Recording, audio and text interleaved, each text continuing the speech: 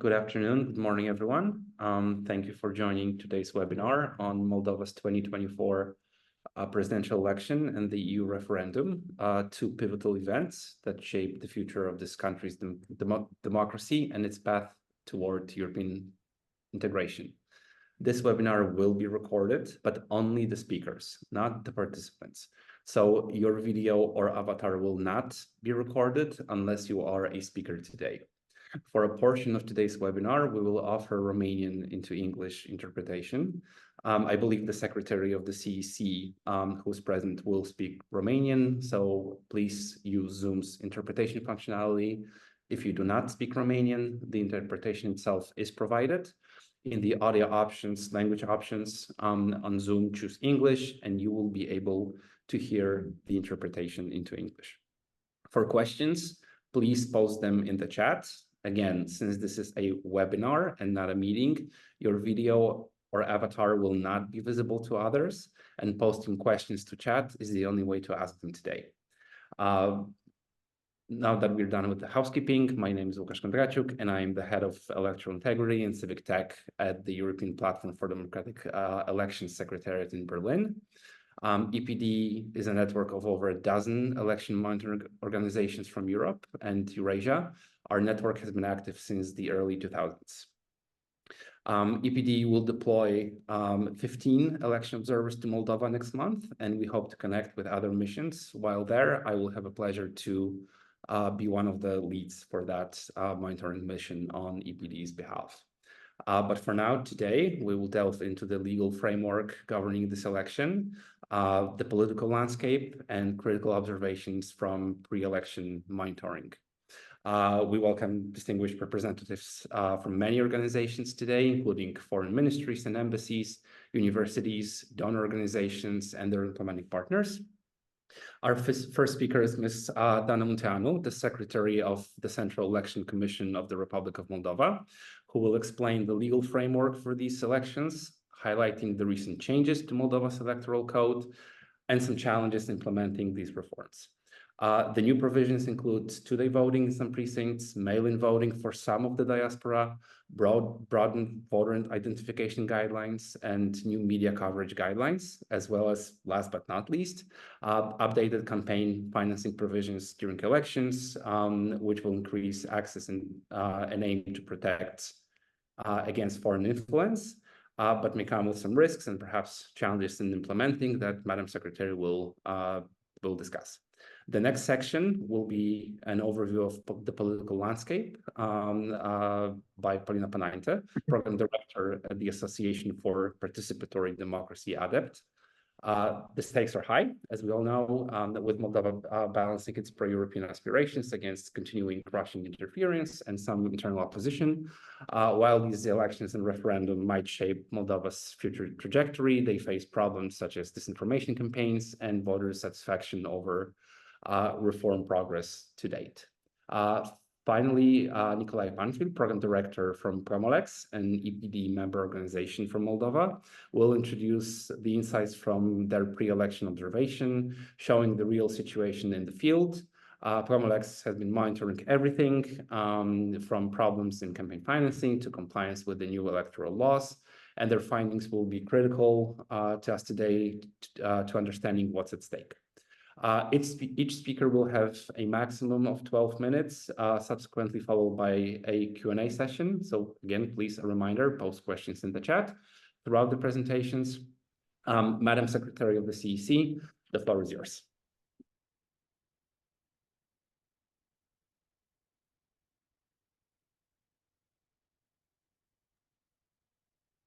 Bună ziua!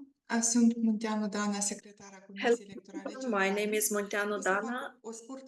I will give you a short description about organizing the presidential elections and related to every level, every point. I will talk about risks as well in what takes the organization of these elections. If we are talking about the But right now, on 31st of August, we already have the consiliums, the electoral consiliums,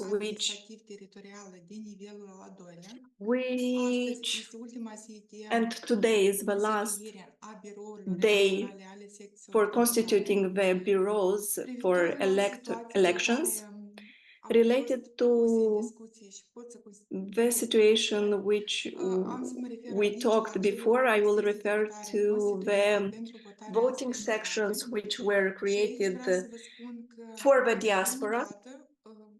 And I have to say that for the first time, applying the new rules, the list of sections, of electoral sections, was created and publicly as well.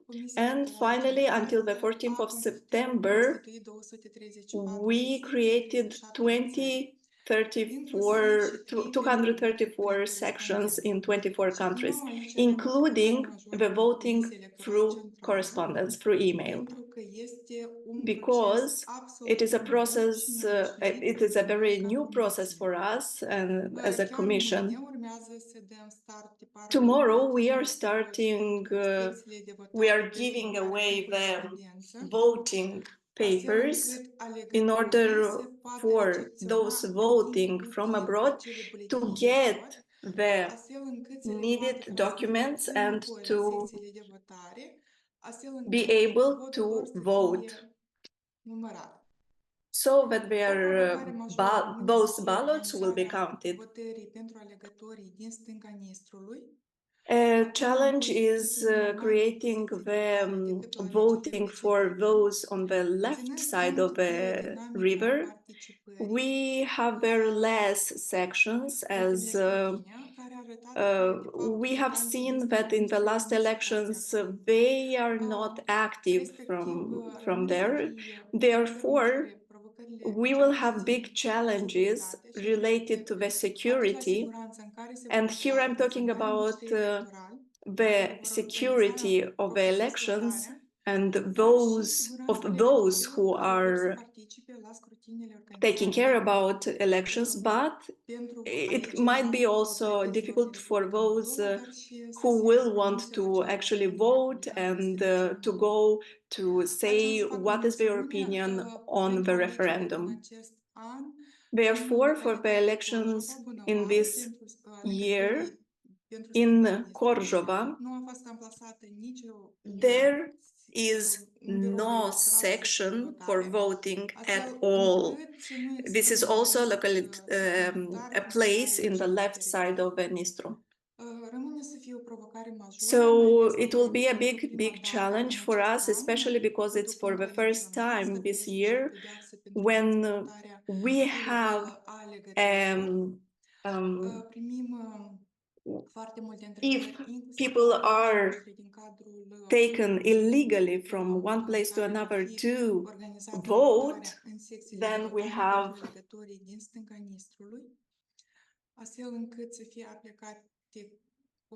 so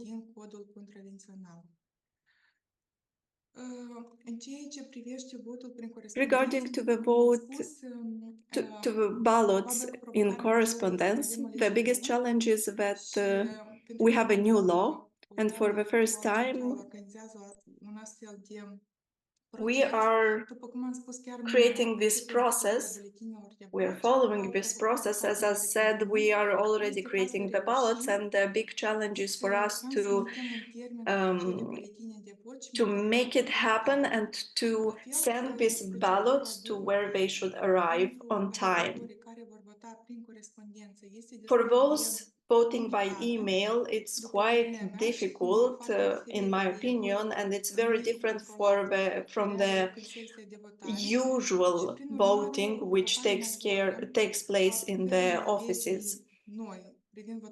Therefore, applying the new law, the new law 109 from the number 24, we are informing those voting, and we will present this to everyone who will be voting, and we hope we will have a good communication with those voting, and we will manage to assure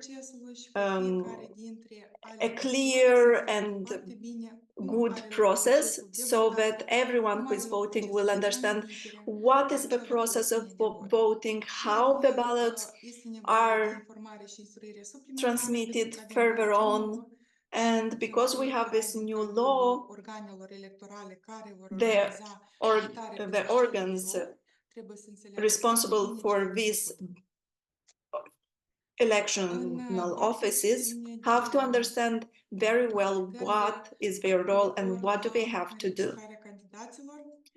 If we're talking about registering the candidates for the presidential elections, here I am referring to registering the initiative groups, the candidates from the political parties, but also the independent candidates will have to register initiative groups, or had to register.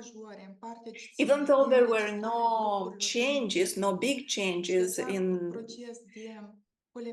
this process and the process of collecting signatures, there were challenges. During creating the initiative groups, for the first time we had a situation when the independent candidates were members of political parties. And this was the biggest challenge, because it was the first time we had a situation like that, when someone from a political party was trying to register the initiative groups as independent candidates. And even though the procedure was not really new, the candidates which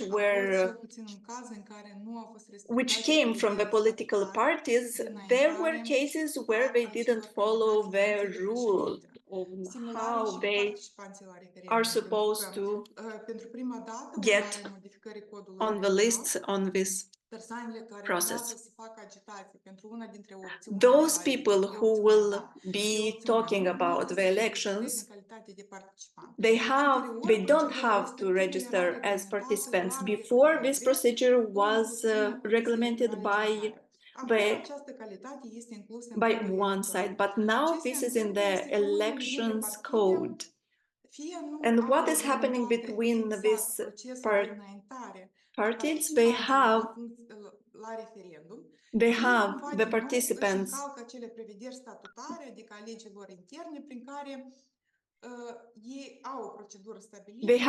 they have a process which is well established on how to participate in the referendum. On the level of checking the signatures, there was a modification which says that one person can sign for more candidates, and from all this we examined yesterday in the meeting that there was someone who refused the candidate for the presidential candidate because the signatures were collected only in 12 places, and the law says that there should be at least 18 raions or districts from Moldova who have to participate in collecting these signatures, and there were only 12. Today in the morning we established that we have 11 candidates in the ballot, so we are ready to start printing the ballots for those voting by email.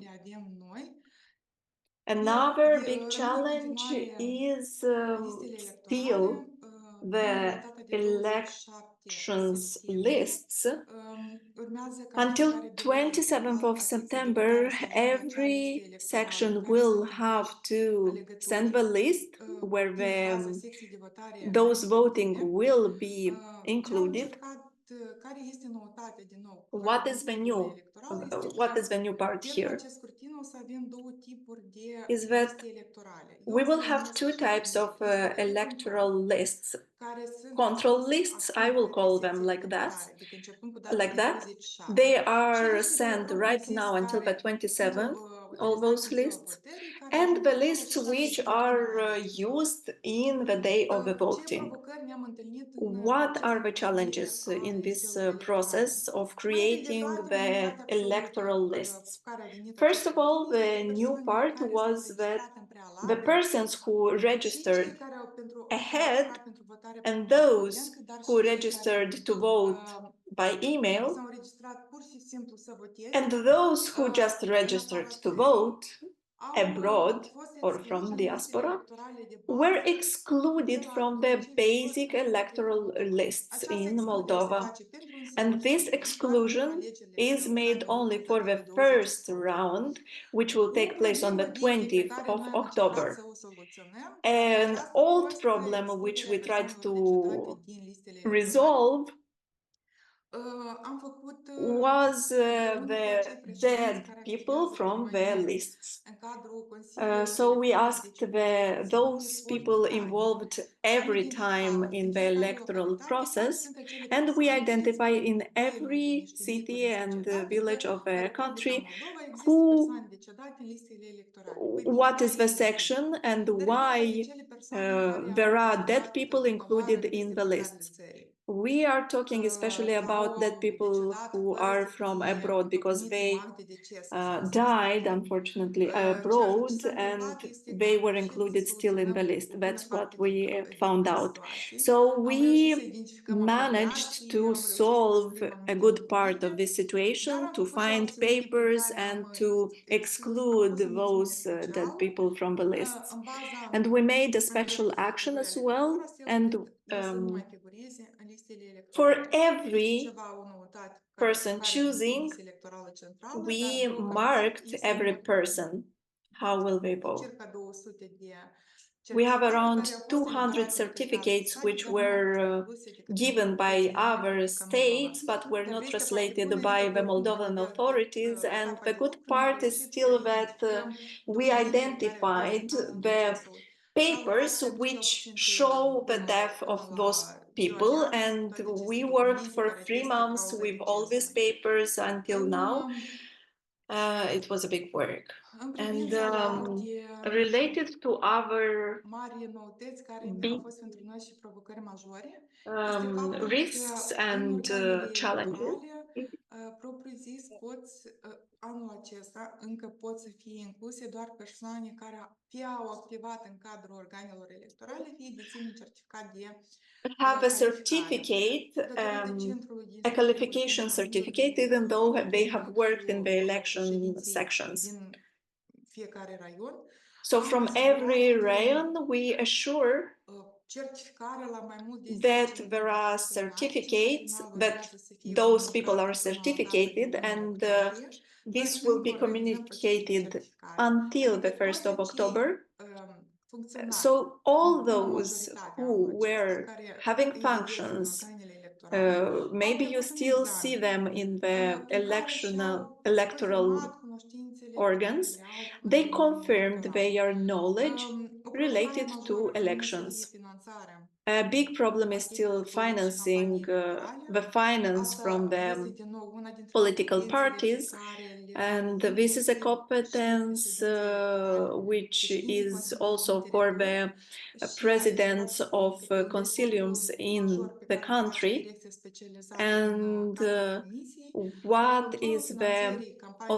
are the authorities responsible for that doing?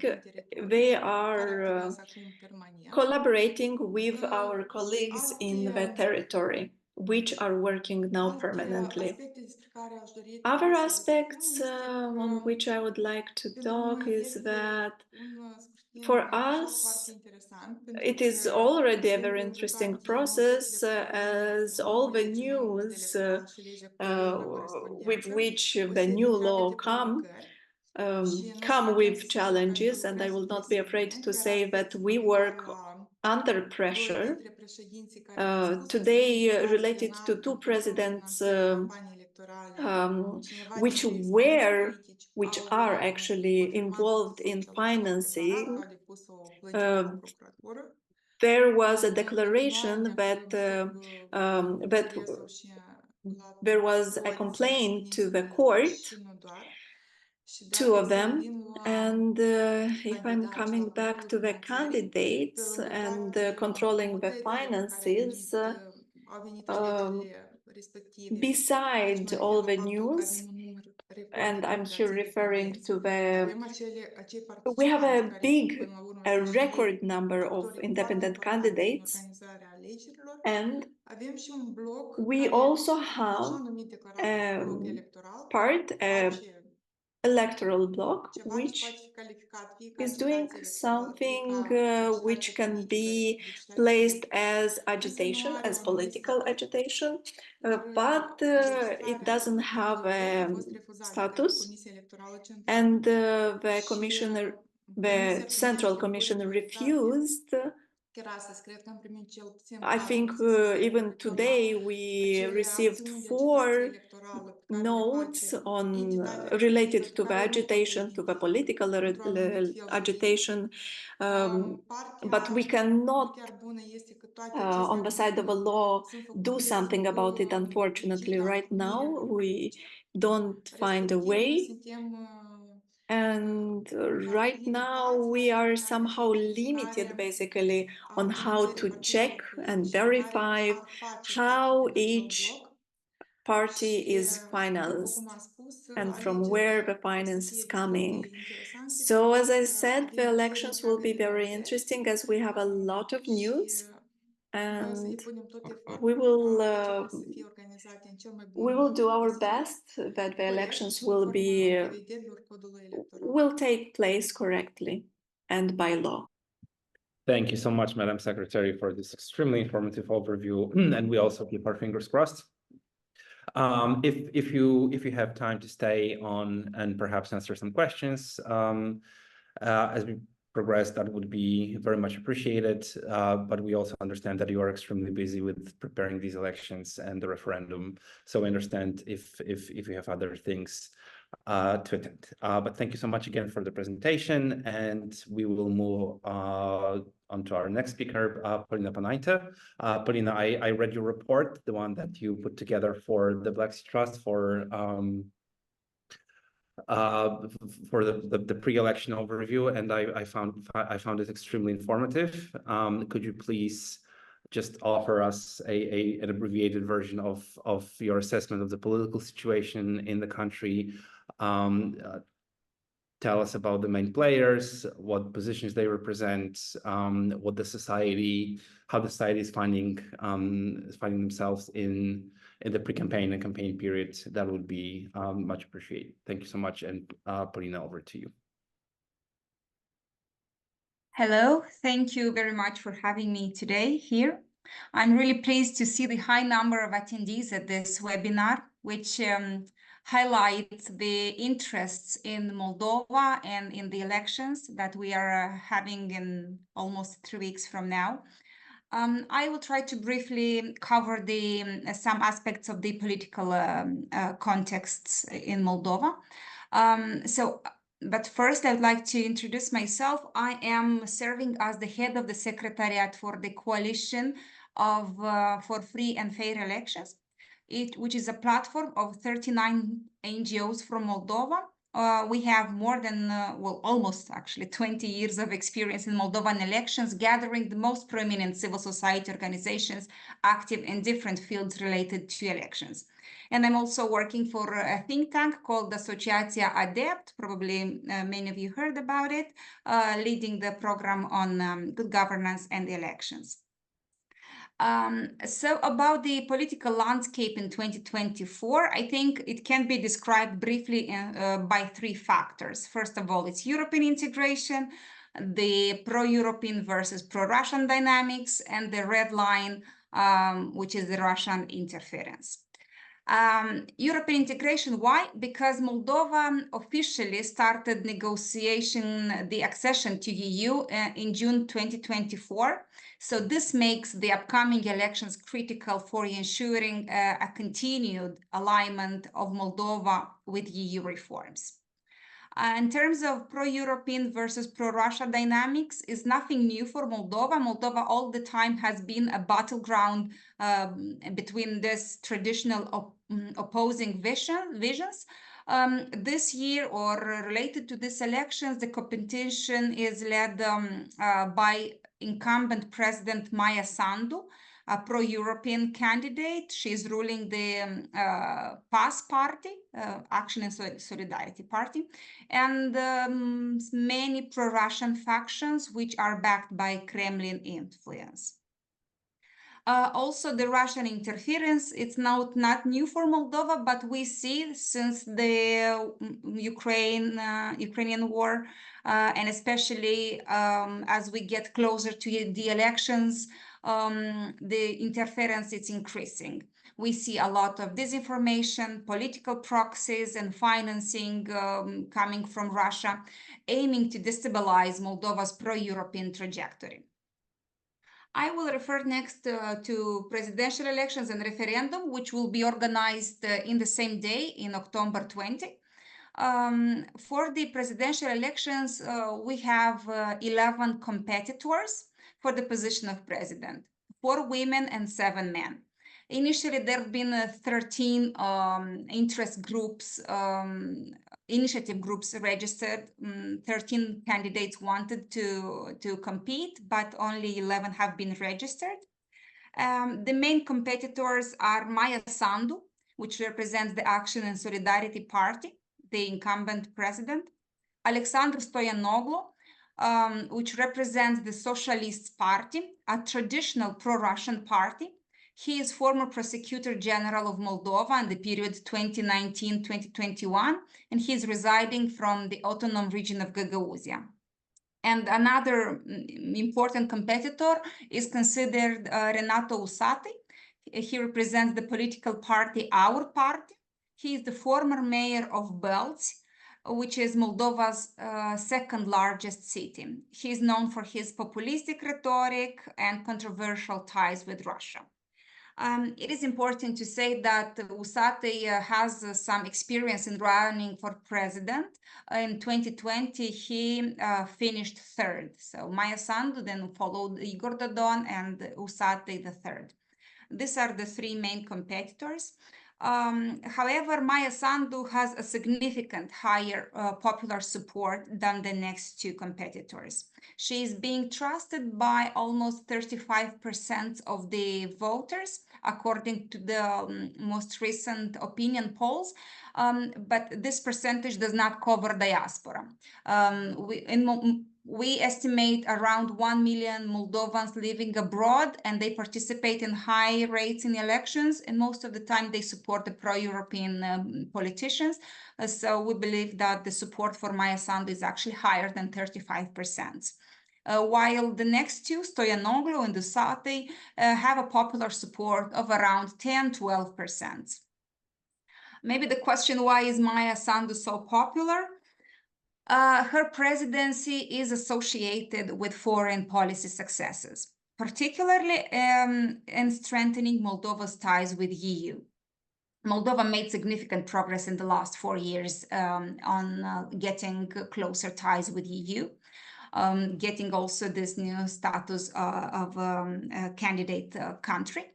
But still, Maia Sandu faces a lot of domestic challenges, such as addressing corruption, improving the justice system, managing economic difficulties, and tackling energy dependency. The opposition candidate, the opposition candidates, I would say that represent a very fragmented spectrum. Different political parties, smaller, bigger, many of them have not competed previously in elections or do not have governmental experience, but all of them are seeking to capitalize on public dissatisfaction. but I believe that none of them pose an immediate threat to Sandu. One important politician in Moldova is Ilan Shor, though he's not living now in Moldova. He's a fugitive, controversial businessman. He was involved in the 2014 banking scandal, in which over $1 billion was embezzled from Moldovan banks. He leads from away a political bloc called Victory and the Chance Party, which do not have a formal candidate in the elections. But he is allegedly backing several candidates, which are now in the list for presidential elections. That is Tarlev, Vlah, Furtuna, and Ulianovsky. And this way, we believe that he aimed at ensuring he has a larger presence. He has different proxies that offers him the possibility to have more voices, to have a larger presence with anti-democratic messages, anti-EU messages, but also to set the ground for the next year parliamentary elections. In the summer of 2025, most probably, in the summer we'll have parliamentary elections, so these presidential elections are very important from this point of view as well. As I said, there will be a constitutional referendum organized in the same day with the elections. This will be the 5th referendum organized in Moldova, but it's being the 2nd constitutional referendum. It is interesting that till now, none of the referendums have any formal effect. We had the constitutional referendum in 2010, which because of the low turnout of people coming up to vote, the constitution was not amended, and the other consultative referendums, none of them transformed into formal decisions. We will see what's next for Moldova in this sense. But it's important to say that the referendum, it is organized at the request of the current president, Maia Sandu. She asked the parliament to come with the initiative for a referendum to revise the constitution of the Republic of Moldova for joining the EU. The decision to hold the referendum on the same day with the presidential elections was made to ensure a high voter turnout. Considering the experience I just mentioned about from 2010, when a separate constitutional referendum was not validated due to low turnout. However, the opposition has criticized this decision of having both electoral exercises in the same day, saying that this is an electoral tool of Maia Sandu to boost her support in the presidential elections. For the referendum, voters are asked one single question. That's it. Do you support amending the constitution to enable the Republic of Moldova accession to the European Union? And they will have to answer yes or no. If they will vote yes, that means that the constitution will be amended. It's a preamble, the introduction in the constitution will be amended. 2 new paragraphs will be introduced that will reaffirm the European identity of the people of Moldova and will declare formally the European Union integration as a strategic goal for the country. And also, it will be introduced a new title in the constitution called European integration that will regulate the relations between our parliament and the European legislation. For the referendum to be validated, at least 1/3 of the voters registered on the electoral lists must participate. So we talk about around 1 million voters have to be present to vote for the referendum. And if the absolute majority of the voters will choose yes, then the constitutional amendment will come into effect when the Constitutional Court validates the results of the elections. We have political parties that are boycotting the referendum. If this will lead to a low turnout in referendum, we believe that this could reduce the legitimacy of the European integration process. As participants in the referendum, there have been registered already 15 political parties from the 64 political parties that have the right to participate in elections. So 15 participate, 13 of them, most of them, promote the yes option, and only 2 of them promote the no option. There are several parties that publicly said they are boycotting the referendum and are inviting their supporters not to participate in the referendum. But because they have not been registered as competitors in the referendum, now during the electoral campaign, they cannot campaign for boycott. As challenges, I want to refer to 3 main challenges we see for the upcoming elections. One is disinformation and information warfare. The second is illicit political financing and the potential for destabilization. So disinformation, it's not new, but we see it intensifies in the last period.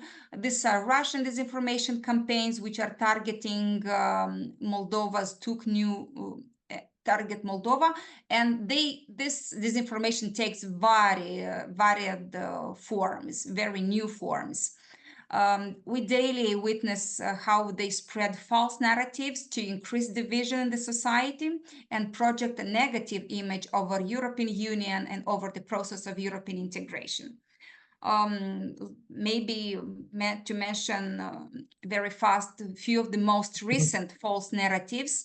Narratives refer to LGBT, which are very popular narratives. For example, former President Igor Dodon publicly said that closer ties with EU means the introduction of LGBT quota in public sector, where there have been spread fake letters to schools and universities under the name of Ministry of Education, which is not true, asking to introduce mandatory subjects where they have to discuss LGBT. There are taken various efforts to dismantle fake news, but these are not sufficient because they have lots of channels. You close one channel, another one appears overnight. In terms of illicit political financing, we see Russian-backed actors are using illegal funds to influence the elections. Through financing political parties, voter manipulation, organizing protests. There have been many positive legislative improvements, and we see that they already entered into force and brought positive effects. However, the enforcement is still weak, and we believe that they are always one step ahead of us. They are very creative into developing and implementing new tools, how to bring illicit money from Russia to Moldova, how to distribute these resources through different networks to manipulate voters, to bribe voters, to run charity shops and different other tools. And I think it's very recent, and it takes it's getting more serious, the potential for destabilization. We see in the last days different attempts to destabilize the situation. So the risk of civil unrests and protest activity orchestrated by Kremlin-backed actors, it's increasing. And this can grow and ahead of the elections, but also after the elections, especially if the results will be unfavorable to pro-Russian interests. We already saw public declarations of several politicians contesting already the results, saying that the elections are already rigged and they will not agree with the results. So I will stop here, but not before saying that Moldova continues to require international support to safeguard these democratic processes. Very many positive developments have started in Moldova, but we need continued support to enhance these developments and to be able to build on them. it is needed critical assistance in areas such as cybersecurity, election monitoring, and in countering foreign interference. Thank you, and yeah, if there will be more questions, I'm here. Thank you so much, Polina, for walking us through the very complex and nuanced political landscape of Moldova ahead of the election and the referendum. Consequently, we would like to encourage all participants to ask questions in the chat. We will have a dedicated time for a Q&A, so we'll be able to address your questions, or at least most of the questions. And on that note, we will go over to Nicolae Panfil at Promo-LEX. Nicolae, you and your team has been conducting a very thorough assessment and monitoring of the political situation before the campaign and during the campaign. Could you please walk us through your main findings? Thank you very much. Yes. Hello, everyone. Lukasz, thank you very much for this invitation and opportunity to present some of our findings. Although it will be a bit difficult after two ladies, Ms. Munteanu and Ms. Panainte, to speak and to give you really many new things to add. However, from the perspective of a civic election observation mission, I think it's important to highlight also some or several aspects. And indeed, we have covered also the pre-election period, and also we are covering now fully the entire electoral period, and also the post-election period will be observed, monitored, and recommendations will be produced also in the final report. But now also we have some recommendations already in our reports to improve the process that is going on. But please allow me to present also a bit our election observation mission. I'm the chief of the election observation mission of Promo-LEX. Promo-LEX implements a methodology based on the OSCE ODIHR standards, meaning that long-term and short-term election observation is conducted. In terms of long-term monitoring, our observers are already deployed in the field for a month, as of today, actually. I mean, 2 more months are to come of observation in all the islands of the country, but also covering abroad development. So we have 2 dedicated observers also to follow all the political electoral activity that is conducted also abroad. Also, for the election day, we plan to have 676 short-term observers in the field based on a representative sample. This number will allow us to conduct a parallel vote tabulation or a quick count operation to ensure that we also collect the protocols with the results of the referendum, but also presidential elections, to verify the official results that will be presented by the CEC. Additional to these static observers that are deployed full day in a polling station, there will be 170 short-term observers deployed in mobile groups across the country. So more than 60 or 80, up to 80, mobile groups will travel in the rest of the polling stations, visiting the rest of the polling stations, and ensuring that we cover as many as possible, actually, of the polling stations in the country. The polling stations created, as Ms. Munteanu mentioned about the Transnistrian region, the voters that will come from the region, there will be 30 polling stations created already there for these people. All of them will be fully 100% covered by us, but also out of 234 polling stations in diaspora, we will try to cover at least 54 as it is planned. But the data shows that we will actually have maybe resources to cover more. So we do estimate even more than 70 or up to 80 some polling stations to cover. So the recruiting process in diaspora is not yet finalized, and that is why I cannot really tell you the final number that will be there. but we are trying also to cover the largest polling stations, the most important ones, where we do expect a large participation rate. As I mentioned, after the election day or in the election night, we will have a parallel vote tabulation or quick count operation, as we call it here, to verify the results. And also, in terms of reporting, we do produce periodic monitoring reports for the campaign period that actually started a few days ago and lasts for 30 days until the election day, actually until Friday before the election day, the actual campaigning.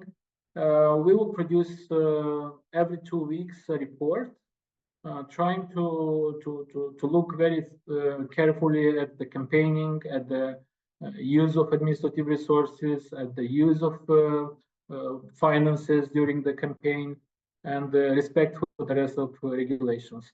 Also, in between the first and second round, if it is going to be the case, we will produce another report, and the same will apply for election day in the second round, covering the same number of polling stations with the same teams.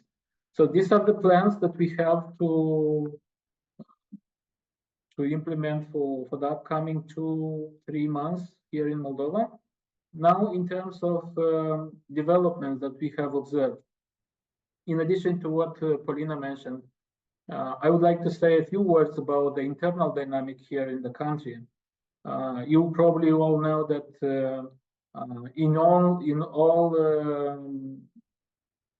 main institutions, power institutions here in the country, except for the judiciary, I mean the presidency, the parliament, the government, we have one ruling party that is comfortably ruling the country, which is the PAS, which is Action and Solidarity PAS. The leader, or the former leader of this party is Maia Sandu. Now, officially, legally, she cannot be a leader of a party as a president, but there is still very close ties between the incumbent president, the candidate Maia Sandu, and the Action and Solidarity political party. She has been actually nominated by her party as a candidate, although, as I mentioned, officially as a president, she is independent, and officially also as per constitutional provisions, she cannot take leave from this huge responsibility of a president. So this is also one of the main or important challenges of this period that we just passed through. This is a challenge that we have witnessed also in the past presidential elections. This is the 5th, by the way, presidential elections conducted in Moldova. And we always saw the same challenge, like the incumbent presidents struggling to participate in the campaign. In what capacity? Either as an independent candidate, as the constitution would suggest and the interpretations of the constitutional court would suggest, or as a representative of a party. And here, the party chose to nominate Maia Sandu as a candidate. The accent that we put in our report is that we recommend the incumbent president and the candidate Maia Sandu to keep an eye on the potential use or abuse of administrative resources in her position also of a president, in order not to allow criticism based on this grounds, because there is also this possibility. I mean, we witnessed in the past this kind of behavior from the previous president of Moldova, Igor Dodon, and although he was an independent candidate formally registered, but he was actually he was largely supported by his party, Socialist Party of Socialists from the Republic of Moldova. And here we have a challenge that we would again come back later to the parliament and recommend this to be somehow sorted out, either through the legislative amendments or through some interpretation of the constitutional court. A second legal aspect that I would like to mention also the challenge that we have observed, and this was indeed mentioned by the colleagues earlier. It's about the independent candidates. It has never been an issue here in Moldova in terms of especially presidential elections until now. But as you can observe, out of 11 candidates registered now, 5 are actually independent candidates. It's for the first time that we have such a large number of independent candidates. And well, people would say I don't like to give many maybe that political assessments in the role of observers also. But we will see how this campaign will go on. But there is a lot of discussion in the public space, who is who actually in this campaign. Let me put it this way, and we will see probably by the way they will be campaigning and by the way the messages will be passed through. Also, I wanted to point that in terms of legal aspects, this is an election campaign that will be for the first time that we will test the legal provisions related or pertaining to presidential elections after the adoption of the new electoral code in December 22 and in force since January 23. So this is important benchmark for us to make sure that the legislation is really fit and ready to ensure all the processes are conducted in line with the international standards. However, we will have to probably also adjust some aspects on after these elections. It cannot be always perfect, but there is already a sort of concern that I would like to highlight here in Moldova, and there is more and more voices speaking actually about, okay, how thick the electoral code of Moldova should be actually. Because with every elections, we are just adding and adding and adding new provisions and often new restrictions and new responsibilities including. And Ms. Munteanu can confirm how many responsibilities actually they had to take additional responsibilities from their side as CEC for the organization of elections. So this is important, and unfortunately, I would give an assessment here, rather general one, but the electoral process is not a process where only the CEC is responsible for doing some procedural preparations, but free democratic elections can be ensured only with the competition or with the participation of all relevant stakeholders. And unfortunately, I have to say and to admit that sometimes we have the feeling that some political parties or many political parties do not really care much about the even playing field, do not care much of the legislation, do not care much of the promises that they make and then do not implement and stuff like this. So we have, for instance, speaking about the internal developments here in the country, we have had a lot of discussion, for instance, about the mail voting or about the change of the electoral code, the new electoral code that has been adopted. It was clear to us that many of the amendments that were introduced in the new electoral code, but also the mail voting that was introduced this year, are actually in essence beneficial or can be beneficial not for one political party, but for many and for citizens, first of all.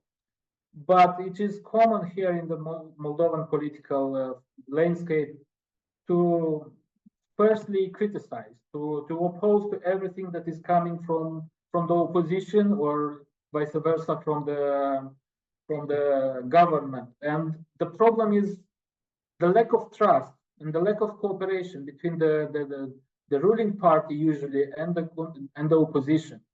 And this election campaign, unfortunately, is also marked by these internal developments. And unfortunately, I have to say that this is not only in relation with the parliamentary opposition that is not always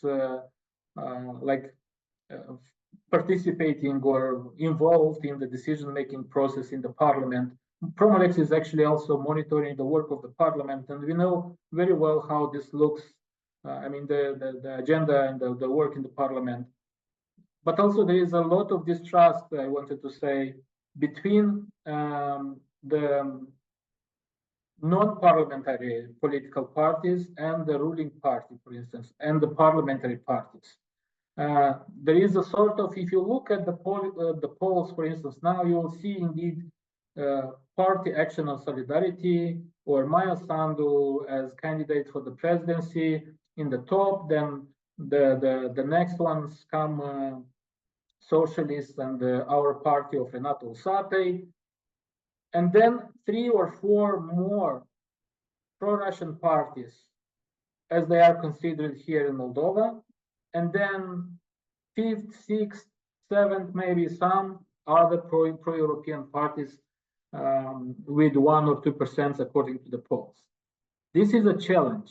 This is a challenge that was also discussed in the context of the referendum, that we actually have out of 60 some or almost 70 now political parties registered in Moldova, we have a rather limited number of political parties that have registered for the referendum. Out of those registered for the referendum, 2 choose the option no at the referendum, including the communists and I don't know how to translate that name, Renaissance or something like that. Actually, one party, it's a party that is member of this political bloc of Ilan Shor Victory. So this will be officially campaigning against, and then the rest are pro. But according to the polls again, and according to the resources and capacities, the strongest one with the yes option is, of course, Action on Solidarity, and then a few other competitors with smaller political support, to say, in the society.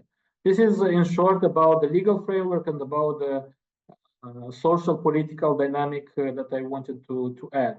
Now, regarding some challenges that we have observed in the work of the electoral bodies, but also the registration process and so on.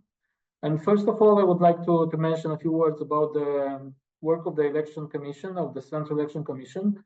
The Central Election Commission is actually implementing the calendar of activities that has been adopted before the start of the electoral period. And so far, they are managing to organize all the activities in line with this calendar.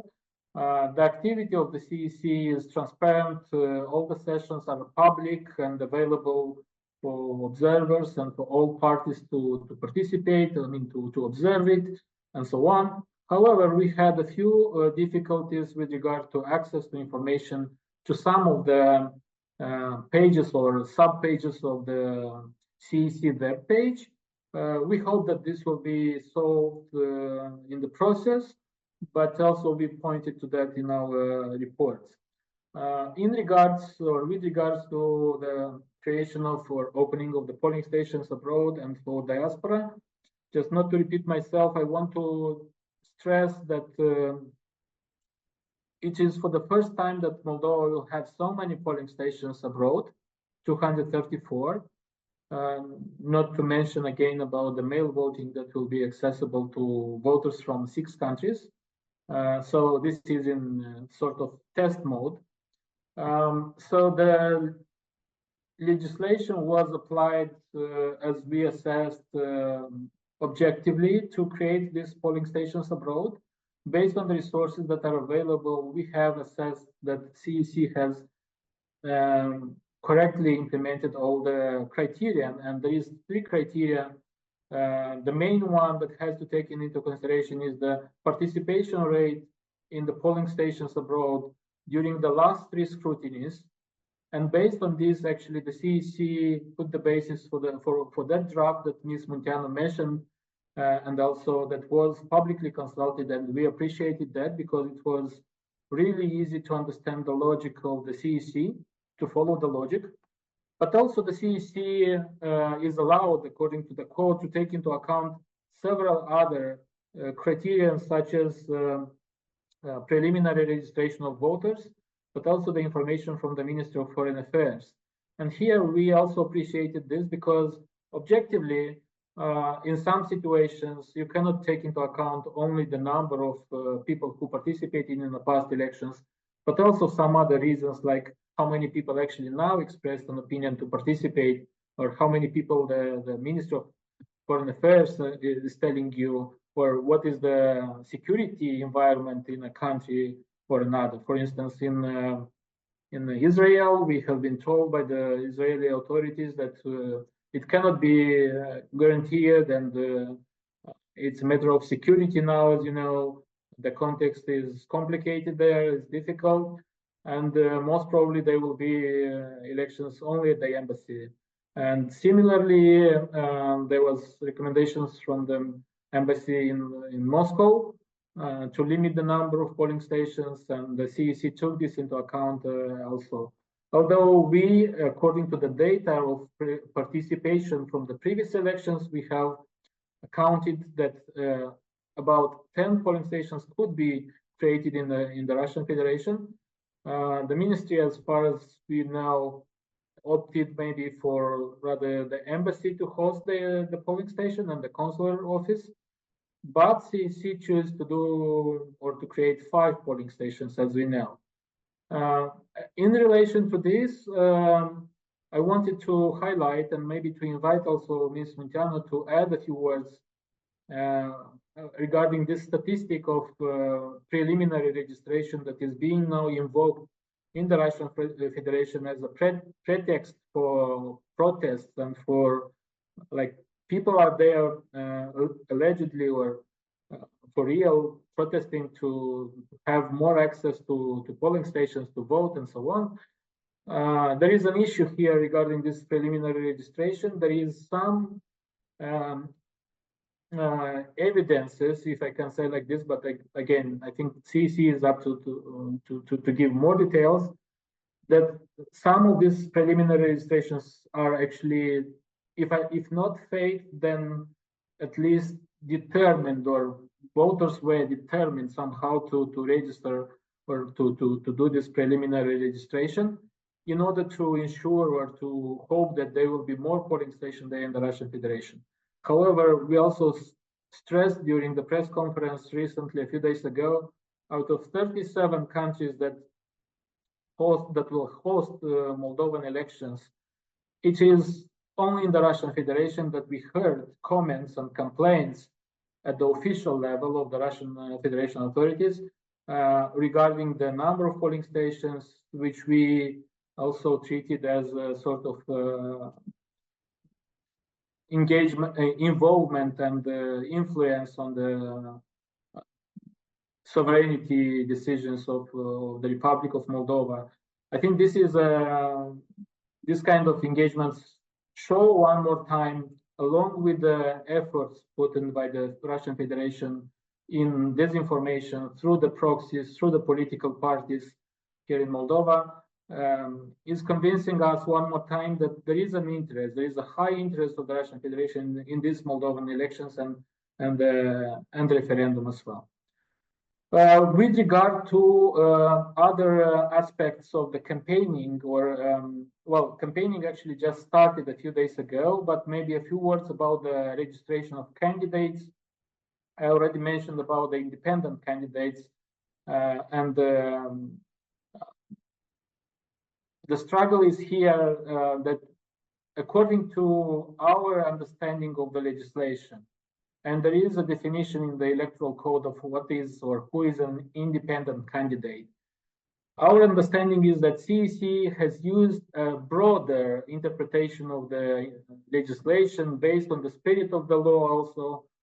And we understand that there is place for such a logic. However, the legislation clearly provides for the definition of the independent candidate. Also, the political parties and electoral blocks are allowed to register candidates. So from this perspective, I do understand this logic that CEC has used to rule on the decision not to register some allegedly independent candidates that tried to register as independent while being also a member of political parties or even like leaders of these political parties. But still, in our report, you will see this kind of findings. Unfortunately, the legislation is not perfect here, and it is not clear to us for how long, for instance, a member of a party or a leader of a party, if he or she wants to participate as an independent, for how long that person would have to announce in advance that, look, I am no longer a member of a party, I am leaving the party because in half a year, for instance, or in 3 months from now, we know that there will be elections and they want to participate as independent. So at least for us, it is clear that we will need more clarification in the law on this matter, just to make sure that for the future, CEC will have the instruments to apply this sort of exclusion criteria objectively, equally, transparently for everyone. Again, we do understand the logic of the CEC, but in our opinion, that was not always fully in line with the letter of the law. Regarding the candidates and their efforts to register, Polina already mentioned, but we also observed that many of them actually attempted to steal the start of the campaign, actually allowing themselves to do pre-election campaigning in the context of collection of signatures. And with this occasion, we also monitored their activity, and we have estimated that more than 500,000 lei were not reported properly by all the potential candidates who were collecting signatures. I think from now that we have already the election period, the campaigning period, the legislation, the rules are more strict. I don't want to stop too much on this matter because Polina already mentioned that, but indeed one of the struggles of this campaign is the participation of political actors that are not legal actors or not legally registered in the campaign. This is the political bloc Victory of Ilan Shor.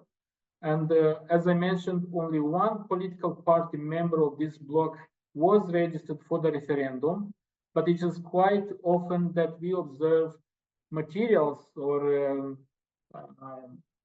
advertising production of this political bloc being used widely across the country without any indication of number of units printed or without printing house and who has paid for that and so on and so forth.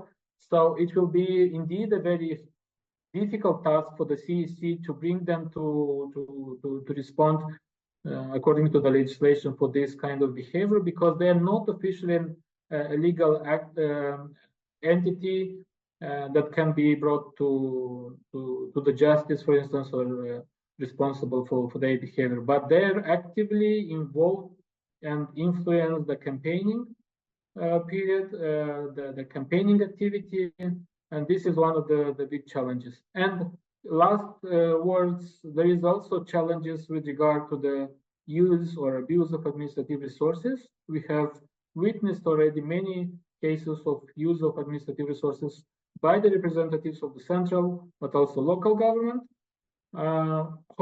We hope that in the election campaign period, there will be less cases like this, because for the campaign period, this is already, as we know, a criminalized act. So there is, or there should be sanctions if this kind of behavior will be observed. And lastly, to mention, Promo-LEX is also observing in the elections the use of hate speech language and discriminatory language. In our reports, you will find more details, but we already observed that this kind of behavior and language is starting to get more and more used in the campaign as the temperature of the campaign is getting higher. So I will stop here, and we will be glad to answer to your questions. Thank you so much. Thank you so much, Nicolae, for this very informative and in-depth overview. Madam Secretary, obviously there are some questions that Nicolae raised, so perhaps if you want to address those, but also there's one question to you that we have in the chat. If you could talk about Moldova's experience with voting by mail. What is sort of the thinking behind this? How is this solved from a technical standpoint, and what sort of outcome you would consider satisfactory? Este pentru prima dată în Republica Moldova când organizăm votarea prin... It is for the first time when we organize the mail voting in 6 states. People had the possibility to register in order to vote via mail. Right now, on this stage, we are checking the last data. We had a number of 1,996, I think, registration, but not all participants applied or registered correctly, because they had to come with their ID, and many of them, of the pictures, because they had to give us a picture, were not right, were not suitable. So we had a communication where we explained how they should apply correctly.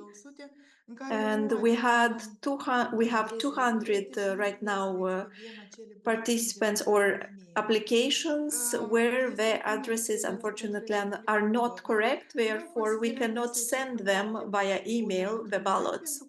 But however, we think this is a very good initiative, because it will give us opportunity later on to use it, because right now we are implementing it only partially, and we will finally see how this takes place in reality. If to give more details, the process is a bit more, it's a bit more different, because the voting is taking place in a medium which is not controlled. We cannot control it. And we are going to send 3 ballots. We're talking about the law for the 24th of October. We will have the referendum and the presidential ballots, both first level and second level. The difference between them is the first round and the second round, and the color between them. Because in the first one, there will be, and in both of them actually, all the candidates will be written. The most important thing is for the ballots to arrive on time to those voting.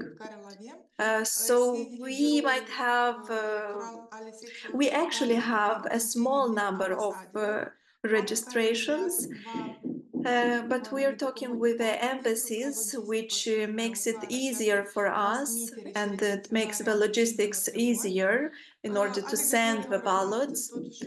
Those voting showed a big interest, however.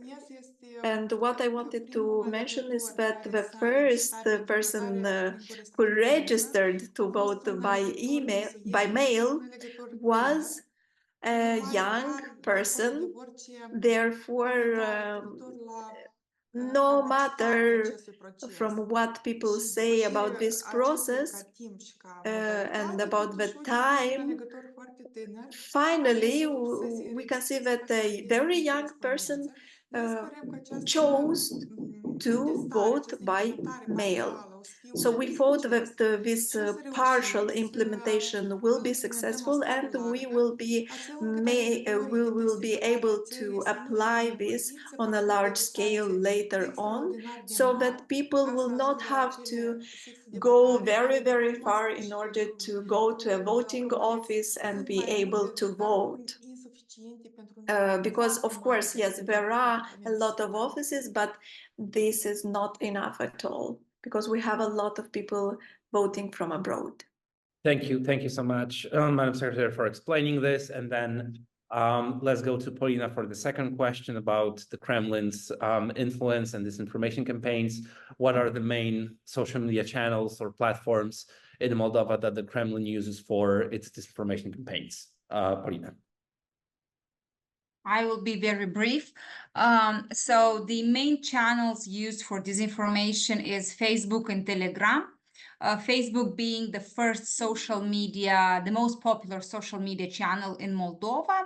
Disinformation is conducted through fake accounts, fake people that are commenting and criticizing everything what's related to you and to the governing party. And also these fake accounts praise Russia. Also in Facebook, we see misleading news pages created overnight.